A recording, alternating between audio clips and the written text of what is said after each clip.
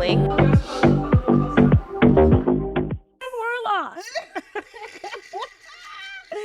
So, Carla, let's get into it. So we're getting The viande and pomme de terre. the Meat and potatoes of the episode. and posteros.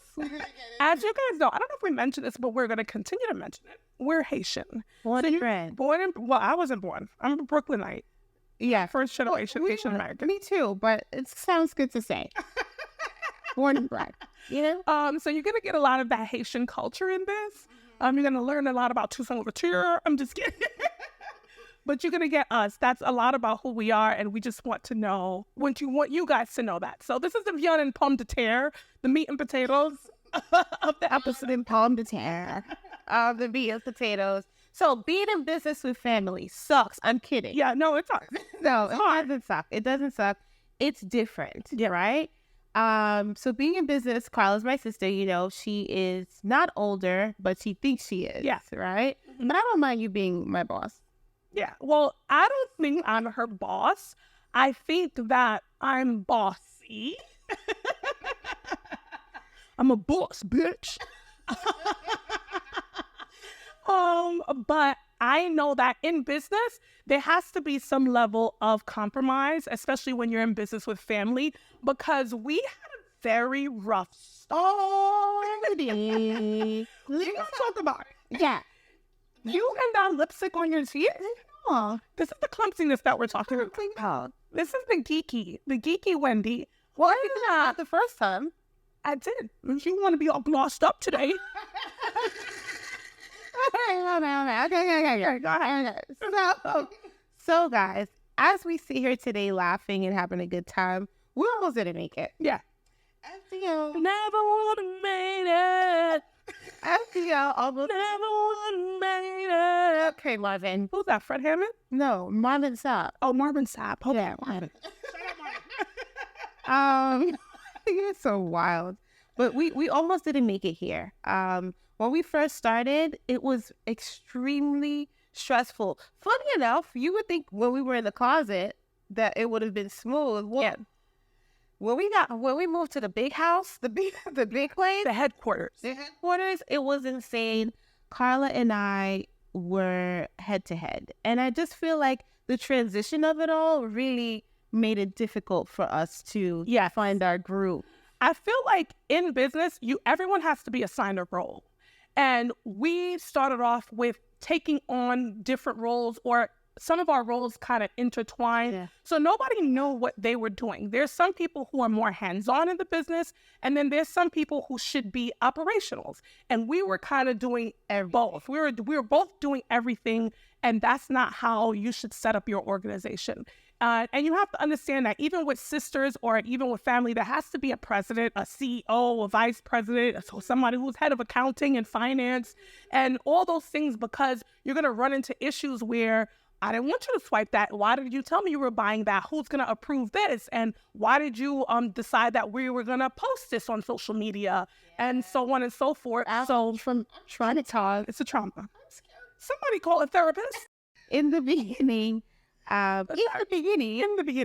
we got into we lived together, we worked together, we were spending so much time with each other that it's just the energy was just off. And then I think just the pressure of wanting to win and succeed, you know, wanting to do things right, and also we didn't know what we were doing, right? So that caused a lot of stress and strain into the relationship. Also, I was dating at the time. Don't do that. Y'all see my arrow? Zoom in. Do that. So I was trying to find, no, seriously, I was trying to find balance between the relationship that I just started, in addition with my sister and the business, and I was still working full time. Mm-hmm. It was a lot. And also, Yeah. I'm big on transparency. We fought a lot, sometimes physical, sometimes not physical, right? Sometimes verbally. And that happens. Y'all see what went down in the elevator? Come on. It happens with us too, okay? And I think it's because in the beginning, we separate passions. There's days that I'm more passionate about the business than Wendy, and there's days that she's like the horse. And I'm just like, oh, I'm coming in. I don't know. So we had to find our passion together and merge the lanes, because one was going in one direction, the other one had another vision, and we had to come together with one vision for the business. And even when it came to decor, right? When it came down to deciding what color the space was going to be, I said I wanted it to have an aesthetic but a medical feel, and I wanted to have a white space. And Wendy was like, what? No, we need a little color. You so sterile. You so sterile. You know, she always got the big words. Sterile is not. It's not? No. Okay, well.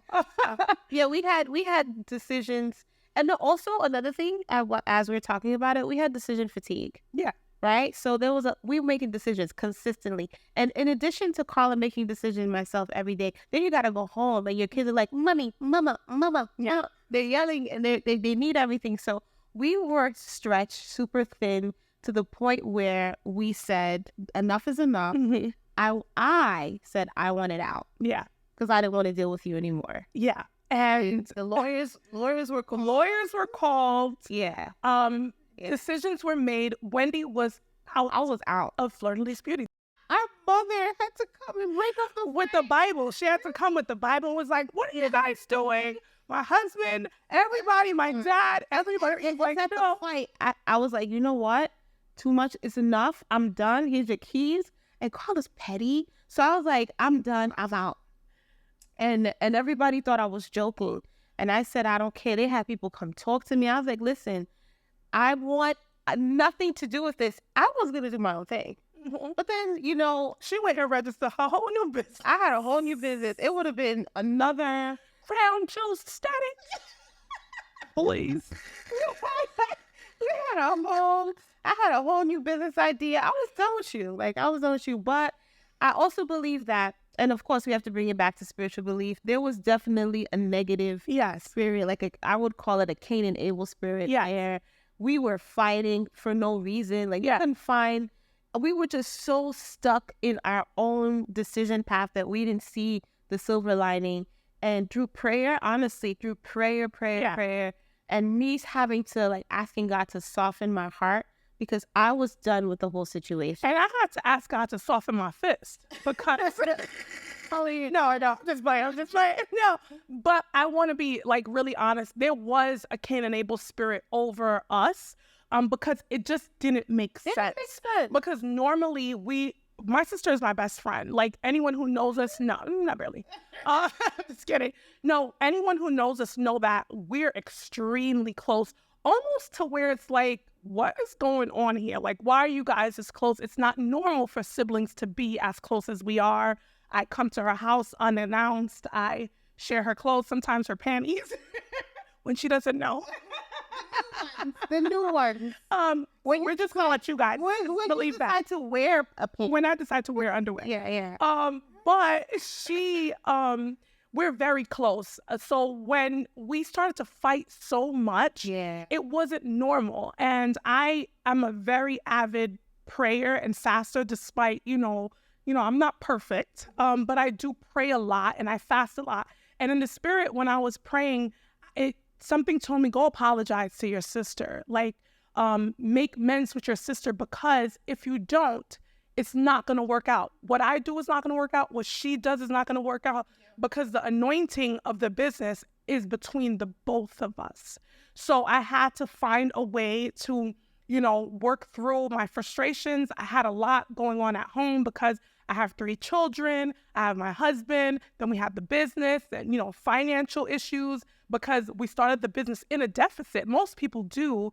So that was a stressful point for us. So we had to learn to create boundaries and to build a friendship in business and work with each other through our business. Yeah. And create responsibilities. Again, you have to have some level of organization and accountability. We each have to come together, come to the table and say, I'm responsible for social media. You're responsible for the invoices. We have to set up emails so different things can go to different spaces so we can check in and almost essentially create a checklist for each other and have those checks and balances. Who's paying the rent? Like, who's responsible for paying the credit cards and the rent and the national grid and so on and so forth? We had to come together and make those decisions and essentially start over. Yeah, and I also will say that once we were able to find each other's flow, like, so one thing about us, no matter how much we fight or whatever, the vibes are never off. No. Right? So, like, if a weird person comes in and it's saying something, I don't have to say a word. No. It just looks at me, I look at her. Or I could be in a separate room and I just walk into the room and we say the same thing. Mm-hmm. And that's because we created this symbiotic energy, right? Yeah. So when it comes to us, and also too, I have to say that during that time, it was very, very dark for me because I felt like I was losing everything. I was losing a business that I really cared about. I was losing my sister and my brother-in-law because he had to be Team Carla, even though low-key, he wanted to be Team Wendy. But I dare him. Love that man. But let's just say he's always Team Wendy. I'm always Team him. I've always teamed him. And then when we get home, but in front of Wendy, he's like, nah, Carla's right.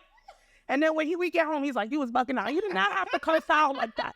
You did not have to punch her in the face. You have to learn to control yourself. It's enough to that. You need to stop. Yeah. But anyway, but yeah, so, and also too, understanding each other's personalities. I'm very, very mellow, very chill, low key. I don't like to do the most. Carla does. Yes. Right? I'm very like impulsive in a sense, but in a good way. Okay. So I had to learn to pick my battle when it comes to arguments, when it comes to discussions.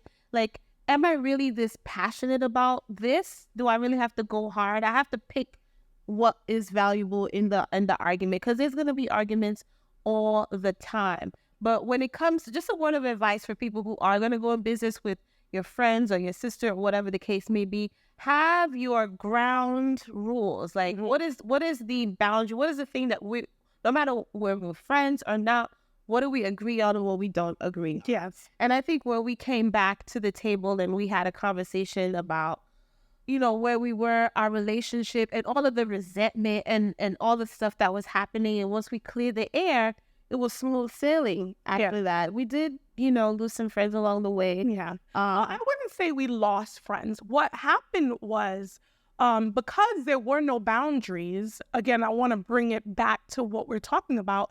Because there were no boundaries, friends felt like they were privileged enough to get involved in things that were not their business, right? And that's mainly because of us. Yeah. Because we didn't create that boundary and say, we're not talking about business with so-and-so, or that's none of their business. So friends, and they did it with love. They didn't do it with, bad intentions. They weren't trying to be nosy. They were just trying to make sure that we understood how valuable our relationship was. Yeah. But in that understanding, my parents, who always make sure we understood, all you got is each other. You don't have to go outside to talk about what the issues of your family is.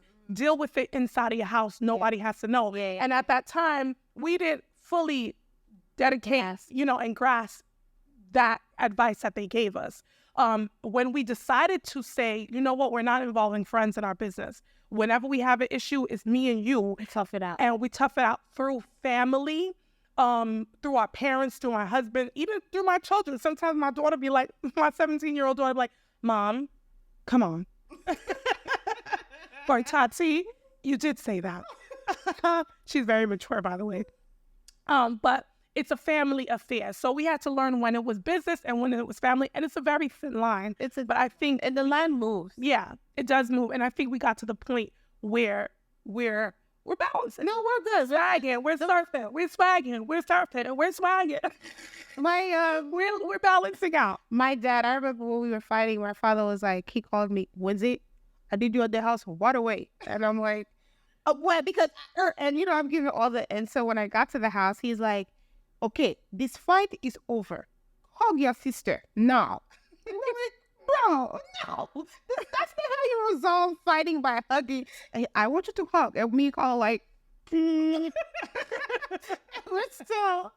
still mad at each other, but I am so grateful for the people who didn't give up on us. Yeah. I'm so grateful for the people who saw the vision bigger than what was actually going on, because it would have been really sad if we didn't get to. How would you have become America's favorite esthetician if you were final? It would have been tough. It would have been tough. Yeah, you would have been sad. Yeah.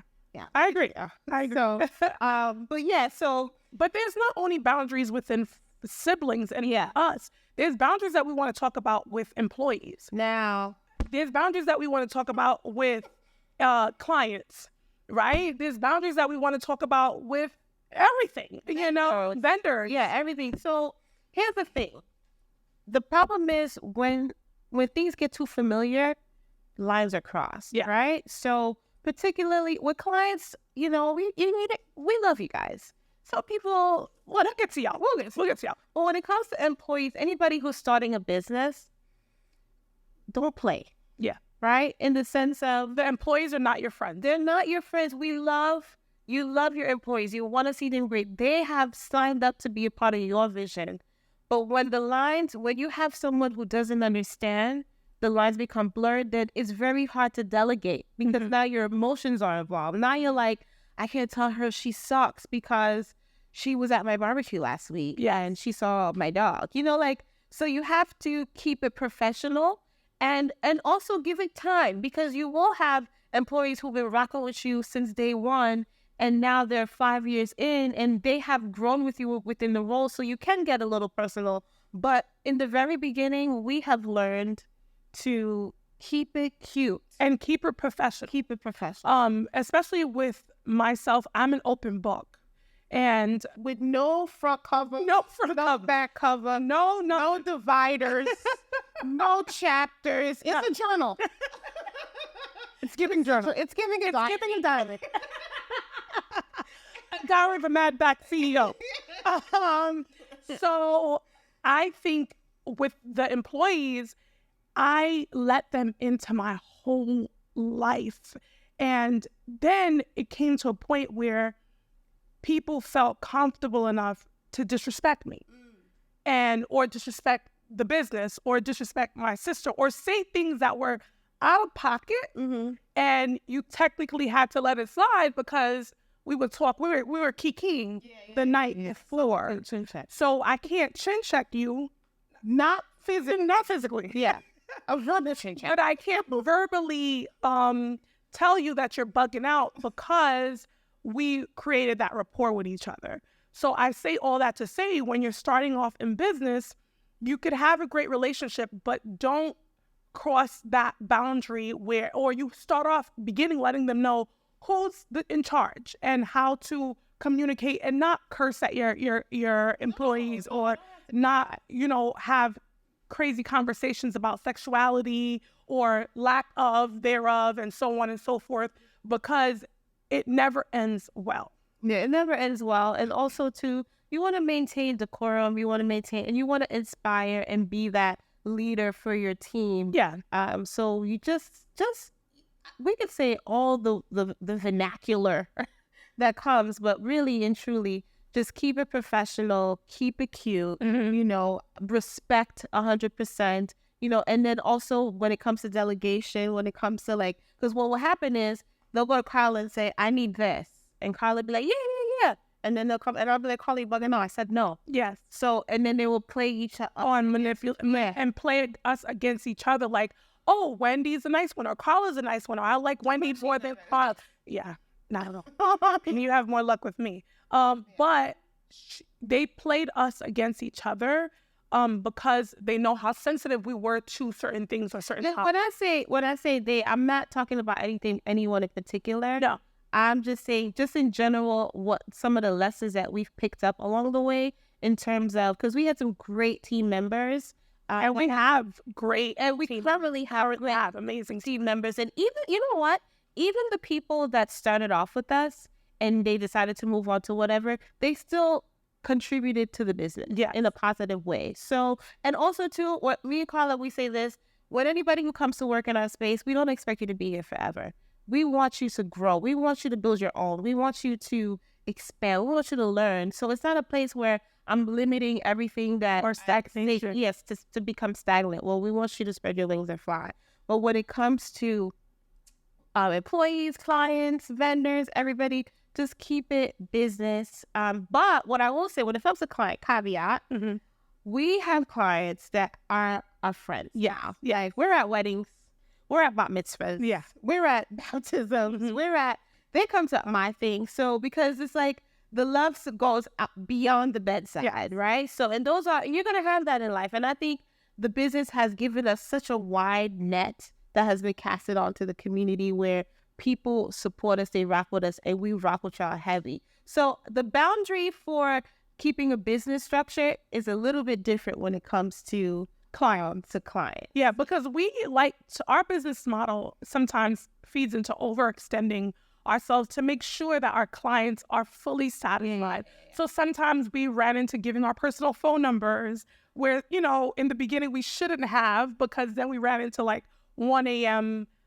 Text message from people. But then again, that was also an opportunity for us to create a boundary. Like, I don't mind you having my personal number. You just can't text me at 1 a.m. Yeah. And having those open conversations with clients who now are family members, we created that boundary. So with clients, it's completely different because we created a community of sisters and brothers that we want them to rely on us. We want them to call on us with questions. It's just maybe not giving them your personal phone number, or calling me within certain parameters or certain business hours, or funneling you through my assistant or via email before you reach to me first, or understanding that I can't come out during a session just to talk to you, or putting you in an appointment slot. Even if you are my brother or my best friend, putting you in an appointment slot. So those are the boundaries that you always want to create with your clients, where they don't feel like you're not attainable, but you're respected and your time is important as well. Yeah. And then once you follow these guidelines, these like tips, your business, because I know there's a lot of people who reach out to us because they're starting their own thing, your business is going to grow. But learn through our mistakes. We've made plenty of them, and we're going to continue to make, because the learning curve is super huge. So just pick up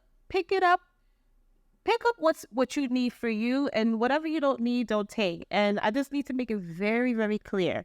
We love everybody. Yeah. These are lessons that we learned along the way. And just to transparency, because I know everybody like to have their Twitter fingers. Bad. And I don't want any Twitter fingers. We want you guys to understand that we open up just to give you guys some truth, because so many people come to us and they're like, can we pick your brain? Can we pick your brain? So this is our opportunity to give you guys some brain picking and understanding our vantage point and how we got to where we are and what we implemented to help us maintain some sanity in the whole process. It's hard. I will say, entrepreneurship is glorified in a way that is beyond comprehension. Guys, we don't sleep. No. Because we're always thinking about the next thing. We're always thinking about where the money's coming from.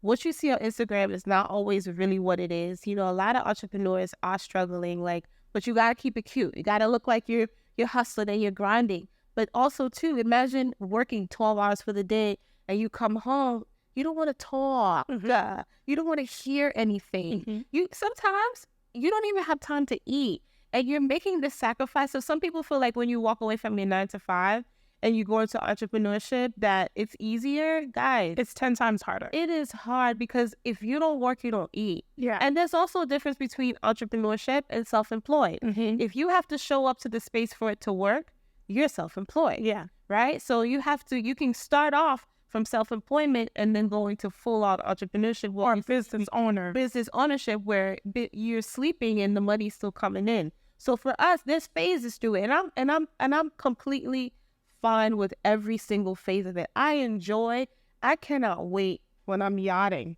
on the Amalfi Coast. I cannot wait when I'm having, Aperol Spritz on the Amalfi Coast. Just thinking about, wow, we started with 1, now we have 10.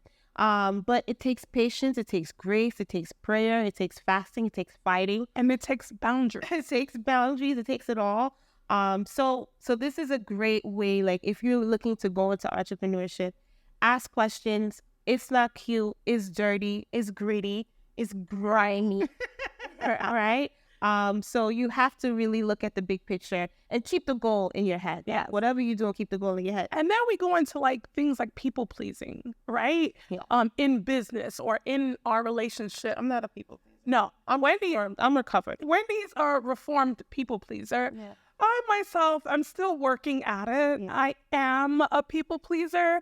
And I think there's certain parts of your personality that's just who you are. I'm one of those people who always wants everyone to be happy. I'm always like trying to get the energy going, trying to make sure everyone doesn't feel certain things. And I'm also a little like empathy, like, you know, like I could feel when things aren't stable. I could feel when people aren't happy. So it kind of messes up with my energy. So I try to, you know, overcompensate. Let me jump in and say this. People pleasing is exhausting. And I've been doing it for, how old am I? I'm 25 plus shipping and handling. Mm-hmm. So you do the math. So people pleasing is very exhausting because you're putting yourself on the line to make people feel good. And that's just not my ministry anymore. I feel like I please to an extent. Yeah. Right? So call a company, like, for instance, sometimes We have way too many examples. right. When people are talking and I'm not interested in the conversation anymore, I tend to go in a place in my mind, right? So I'm here, but I'm not. And she would notice and she'd be like, yeah, because so, yeah. And I would snap out of it like, yes, what were you saying? You don't have to do that, you know? And I'm learning that. I don't have to do that.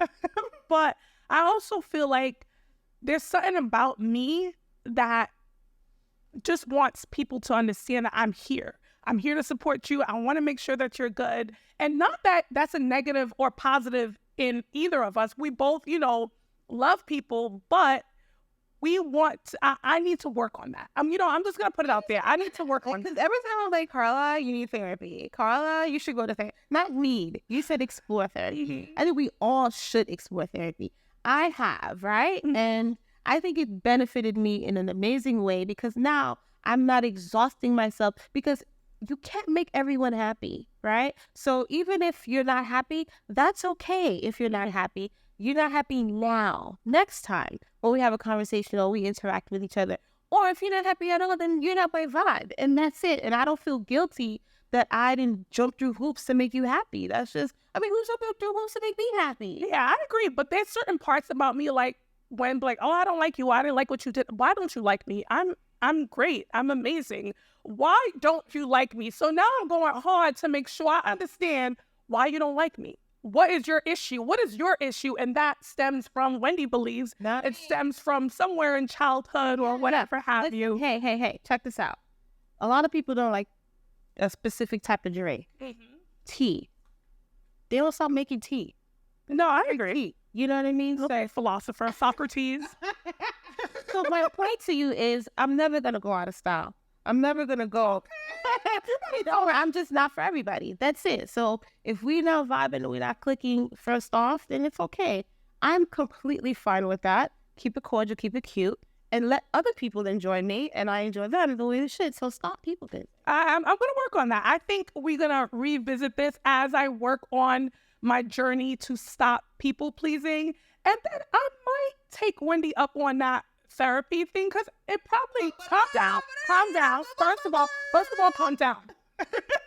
No, she wants me to do it so badly because she's like, that people pleasing stems from somewhere. Why do you feel like you have to always dish out cash or always give gifts or always do that? Why do you always have to do that? So I'm going to now coin that. I'm going to start my non-people pleasing journey. So if you hear me say no, blame it on Wendy. I think you will. Because I think essentially there has to be balance in everything that you do. Yeah. Because you're people pleasing, I look at you look exhausted, and then you do it on me. Yeah. I'll be bugging out, guys. You shouldn't be wilding. Like, I just bought 6 bottles of Verve Clean Gold. Why? Yeah. Or I would say I would go to I would have 5 parties in a day. Yeah. And make it to every single party. Make it to all of the parties. Sometimes you send a gift, you know? So so that's that. But when it comes to our relationship and boundaries. Yeah. I mean, our relationship and boundaries. Stop. Wendy is queen of the boundary. We talked about our relationship and boundaries in business, and we talk about our clients and boundaries, and our employees, but we never spoke.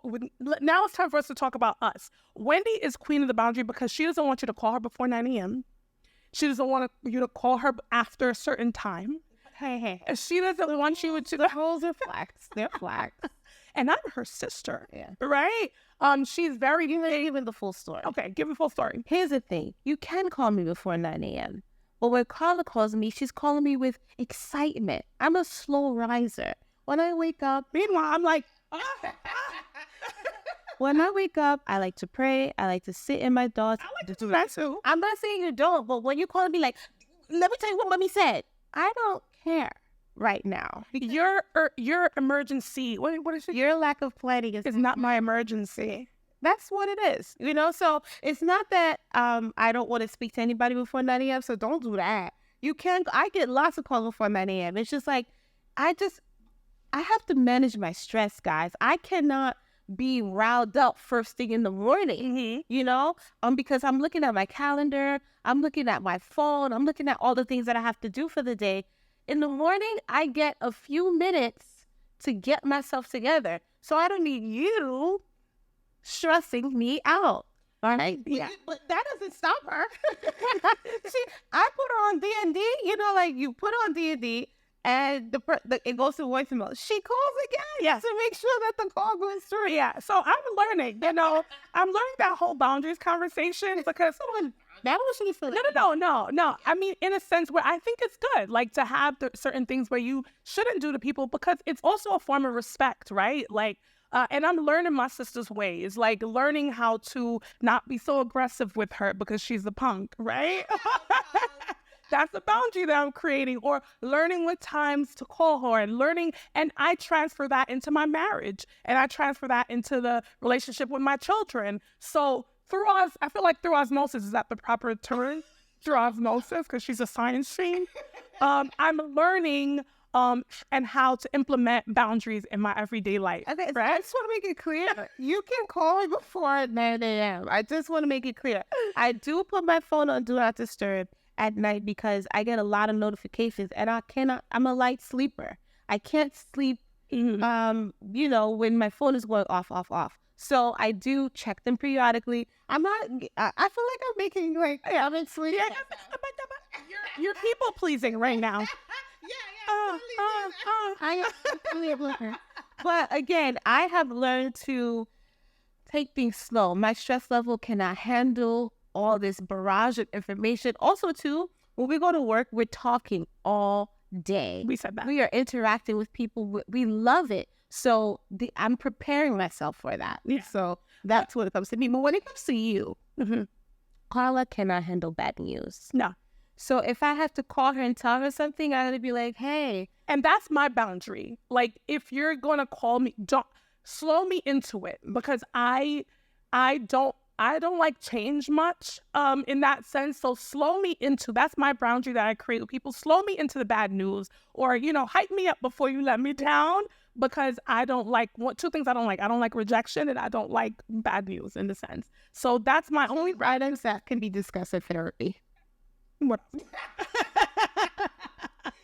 That therapy is another conversation. I'm gonna let y'all know when I go to therapy.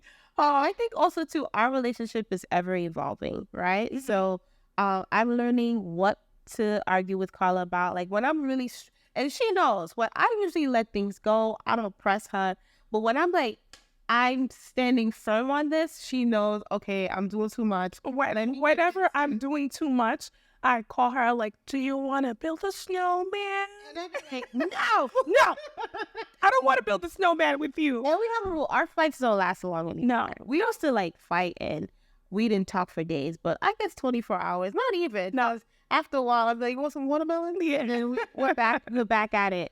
So our boundaries with each other are ever evolving. But also too, when Carla's married, I'm not yet. Because I want a 3.5 because she cut in an anti-pabe setting, whatever, anyway. But when it comes to Carla's marriage, right? So there also is a boundary. I love my brother-in-law right here. He's my rib. I love him. But on the rib. But also, too, I have to understand that Carla is in a marriage. And so there's sometimes she will have a conversation or she'll do something and I'm like, don't stop being a bitch. No. Yeah. Hard.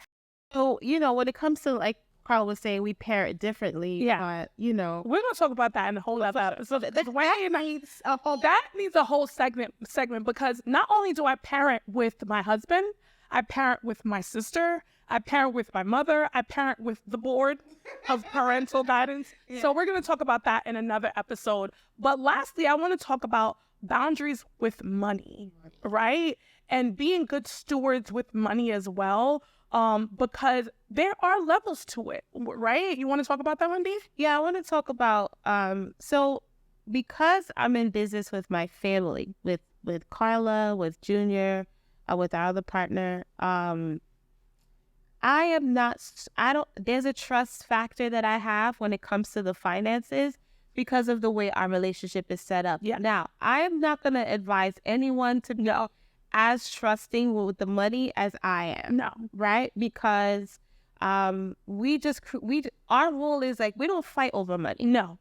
That's one thing we don't fight over. No. And so we're very transparent about the funds that come in, what needs to be taken out, whatever what bills are due, So when you have your business partner or just in general, you need to establish that checklist with your partner as to what was the money allocated to, who has access to the money, who has access to the accounts, or making sure that everything is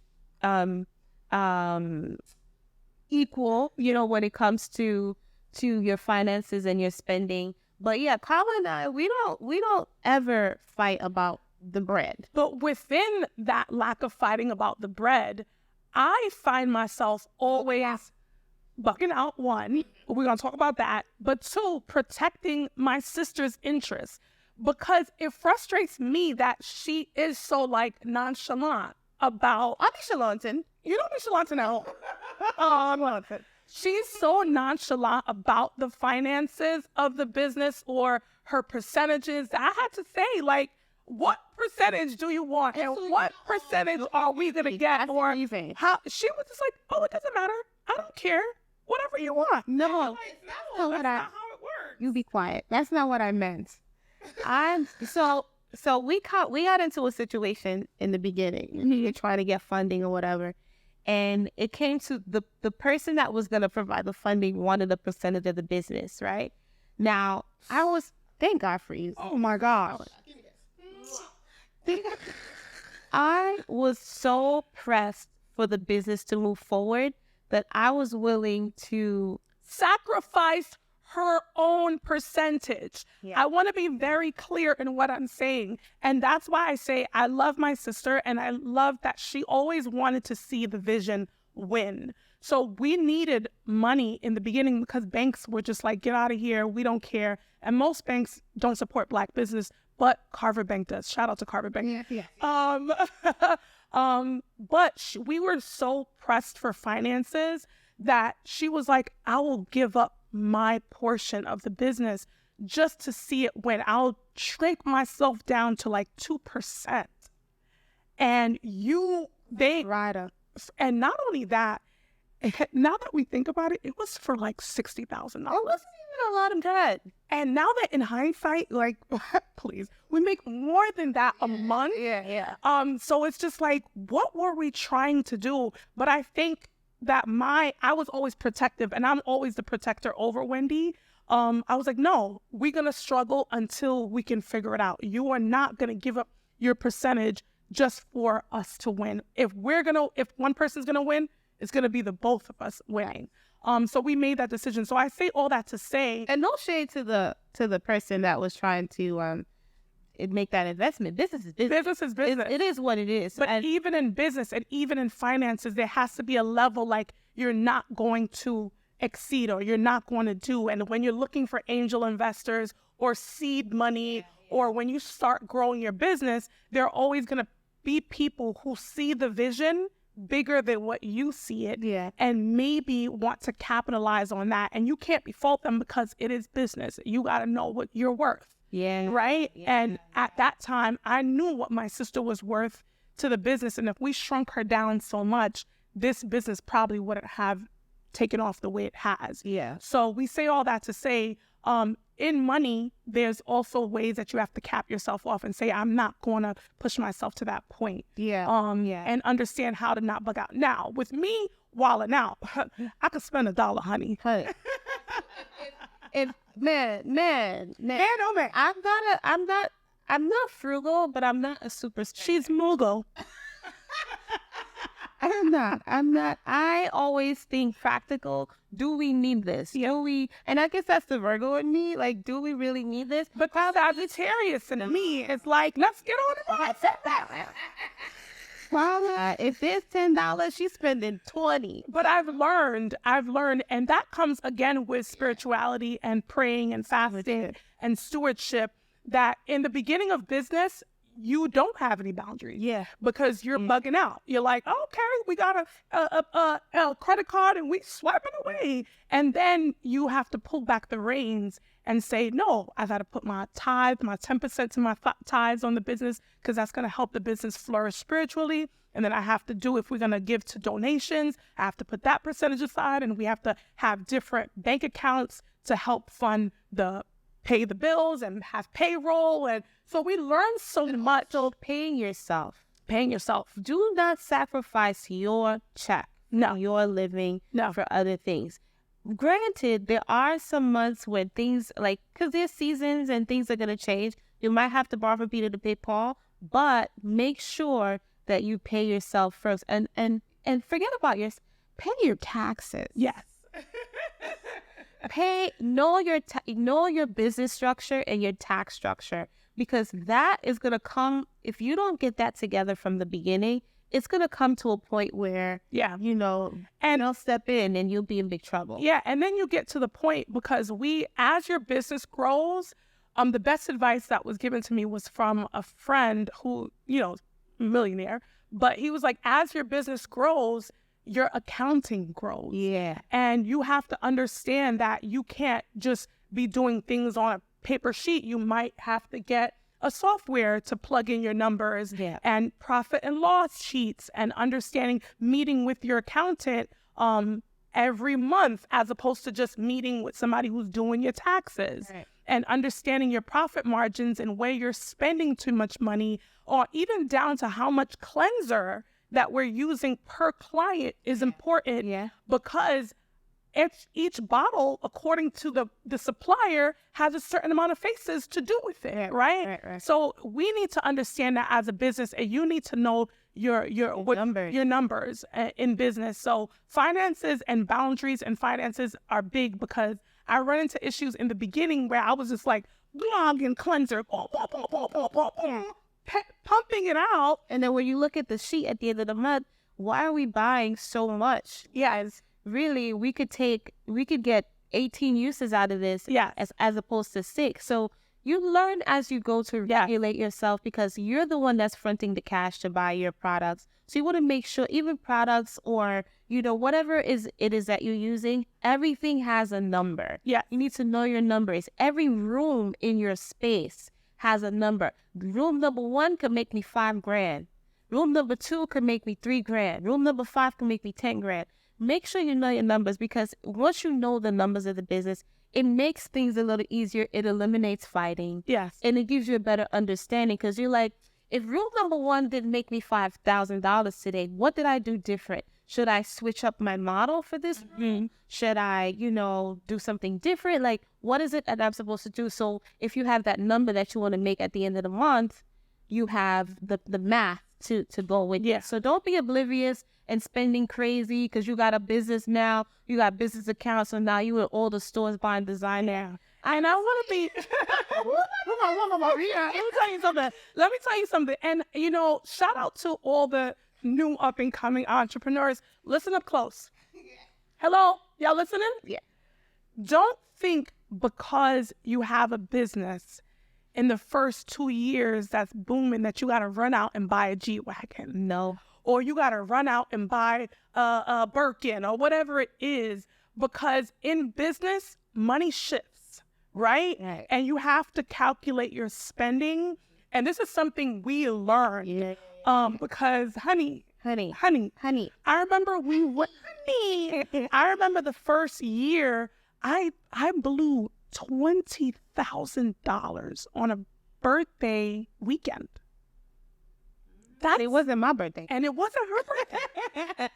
And that's insane. It's not insane. No, it's insane because that's financially negligent. You weren't ready for that. It's not insane because there will be $50,000 parties, God willing, that's coming down the pipeline. Yes. But it's just, it's like a kid in a candy store. You have so much access. Yeah. You're like, I'm going to make it again. I'm going to do it again. So it doesn't matter. I'm going to spend this, but that's not how money flows. No. And, when you rely on a higher power like God, money is going to flow to you, right? But if you don't know how to manage a little, he's not going to give you a lot. Yeah. So it's very important to have those boundaries in your finances, in your businesses, understanding what percentage, what profits, what you're spending, what's coming in, what you're willing to pay yourself. Those things are important in business. And I think that's one of the most important boundaries in businesses, understanding your finances. So I'm going to leave it like that. We're going to come back to it, and I'm sure we're going to invite, we'll invite our banker to come on, who gave us our first loan. Shout out to Carver Bank again, to come on and explain business, or maybe our accountant to explain to you about how to structure a business financially. But just always remember that you have to have boundaries in your relationships in business, in your finances, in your employees, and in your clients, and in your life. And without those boundaries, although we're very transparent today, we just want this transparency to come off like we're trying to help you guys. And this is your opportunity to pick our brains. But make sure you put your stuff in order, because if it's not, it's just gonna go haywire. Yeah. Well, how does it go? If you're ready, you don't have to get. Yeah. If you stay ready, you don't have to get ready. Especially when it came back to those PPP loans and stuff like that. But we'll talk about that another. We'll invite our business. Just know we're not getting locked up. Yeah, just know we're not getting locked up because we're in order. All right. But I say all that to say, we appreciate you guys, and this is our opportunity to share with you what our experiences were. So create those boundaries, guys. Create those boundaries. All right. I feel like we had a lot. We talked a lot about boundaries and business and so on and so forth. But, we always got to leave y'all with the skin tea. Yeah. And, make sure we give you guys some advice because, again, we are registered nurses and licensed estheticians, experts, and America's favorite esthetician. So today we're going to talk about what? So there's this big There's a big mix-up about products, right? Season.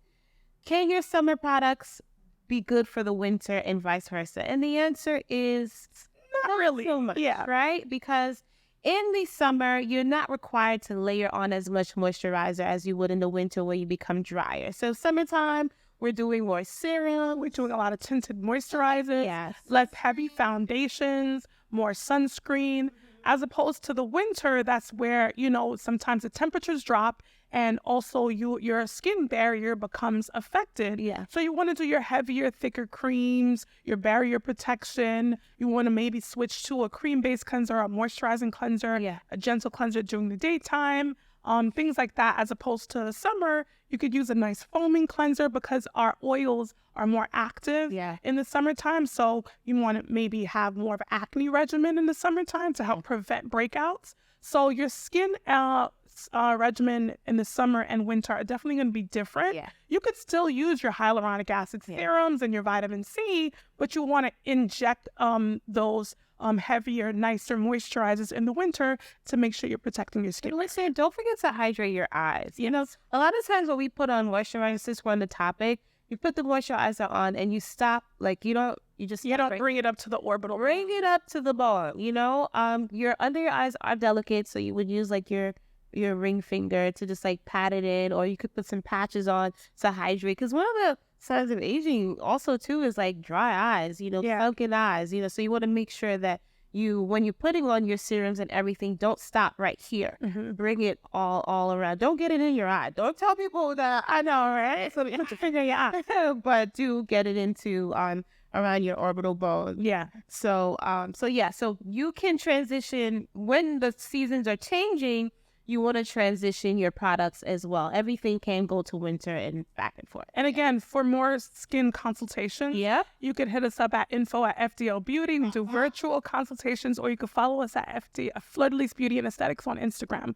Call us. You can book a virtual consultation. Okay. And we can see exactly what to do.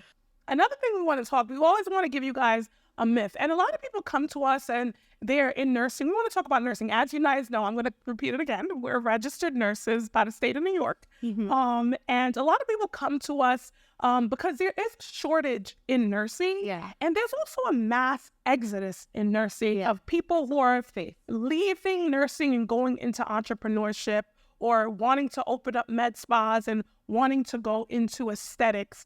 And aesthetics is amazing.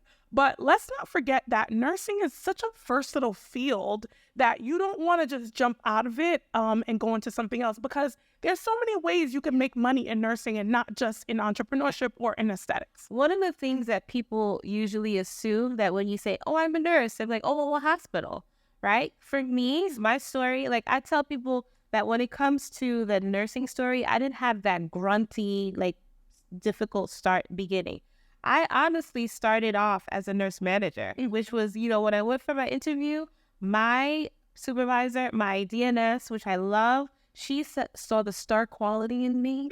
And I originally went in to be a floor nurse, and she goes, no, there's something more about you. And so she decided to just throw me into the wild and really groomed me on how to manage. And let me tell you something about just anything that you're doing in life. It always prepares you for the next, right? Because everything that I learned as a nurse manager, how to manage people, how to manage, a unit, all of that plays into infection control. All the things, they all play into what we currently do now. I agree. In our space. And for me, I started off as a community health nurse, right? So I used to go into people's homes and assess situations and give them care plans. And now I still do community nursing. They just come to you. They just come to me. It's the same thing, because when people come into, and what I take what I've learned as a community health nurse about diabetes and, nutrition and how to assess people and read the room, and transfer that into in the treatment room. So you don't want to just jump spaces without gaining the actual understanding of who you are and what you can contribute to the field of nursing. You want to take your time before you just jump into entrepreneurship. Yeah. Also, too, what was lucky for me is that I also worked in corporate compliance. So the business side of nursing, because there's the care side and there's the business, because everything costs. So when you see the nurse manager coming down the hall and she's like, why is this here? She's just thinking about the bottom line. And honestly, we love taking care of people, but it's a business. So you have to be conscious of products and all that stuff. So all of that information that I learned on my journey in the corporate world definitely lend to what we're doing now. I also did bedside. So learning how to communicate with people, learning how to manage situations. So all of those things brought us to a place where we're still using those techniques here. But what I was saying originally is that just because you are a new grad doesn't mean that you have to do your due diligence, your 1 year in the hospital. You don't have to do that. Like, you can do whatever you want. Shout out to my friend Kim. She's a forensics nurse. We started out together. Shout out to my husband, who's a nurse informaticist. Yeah, he does computers. Like, he's not giving you an injection. So there's employee health nursing. There's so many different fields of nursing, and it's all about networking. Yeah. Right? So you want to make sure that you're in conversations, you're talking to people. Carla and I will tell you, we do not gatekeep. No. We have a really good network of people. A lot of times people come to us and say, hey, I just finished and this is what I want to do. If I know somebody that can help you, I am going to connect you. Period, point blank. My blessing is not attached to yours is not attached to mine. I'm just a conduit to help you get to your next level. So we do not keep our, I'm not going to talk because I don't want to make more money than me. You're never going to make more money. It's my money, and your money is your money. So, so it's really, don't look at it as like there's a cookie cutter formula. Especially into nursing. Yeah, when you step into the field, there's so many different. Think about what your personality, like Carla said earlier, matches to. And you may have to start somewhere that you don't really like and transition to, but you're not stuck. You can move around. Because even when the world stops, and it did during the pandemic, nurses ate. Nurses ate well. Yes. Right? So never be afraid to get back and, take what you could take out of the field, but also bring back. We contributed to the pandemic. And learn what you could learn. Every aspect has a learning curve and something you could take away from it and bring it into something else. So that's a myth. You do not have to start one bedside. And there are so many other fields in nursing that you can make mad bread from. And it's not just aesthetics. A lot of people come into this about the money, and it's not about the money. It's about what you can contribute to education and the society and the culture. Wait, one more thing. I know we do say a lot. But if you're going into nursing for money, don't. Yeah. You're going to be mad. You're going to piss people off. And just don't do it. Because the money is not going to mean anything to you. Because you're working too much for it. The reason why blessings flow through us is because we legit I've always loved caring for people. So don't do it just for money. It's a lot. But don't do it for money. Do it because you want to do it and you have an affinity for people. Or you're going to be miserable. Yeah. So that was a lot, right? And sometimes our sessions are going to be short, like good morning, goodbye. And then sometimes we're going to have these long sessions with you guys to give you our little 2 pieces of advice for whatever that's worth. But Wendy, fix your mic. You see, this is the clumsiness I'm going to Yeah, I'll be bugging out that. How do we want to end this? How do we want to be listening to the people? What's a powerplug? I want to say to everyone, stay focused. Because sometimes you're going to be swayed into so many different directions, especially in business and friendship and in so many things. But have that vision, that end goal, because we as humans, we work through vision, right? We want to see the fruits of our labor, I should say.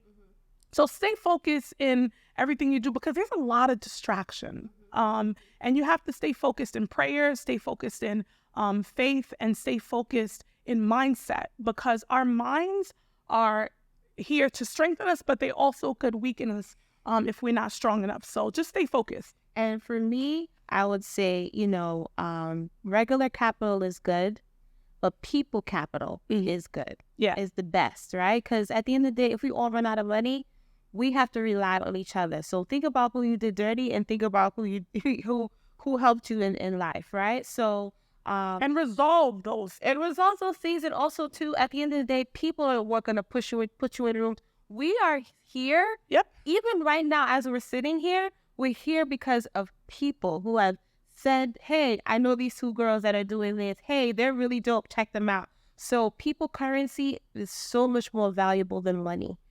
So be kind and don't be a jerk. Like, be kind to people. Understand that that's the exchange that's going to get you to the next level. And, and don't be selfish. Share, don't gatekeep, and just relax. Yeah.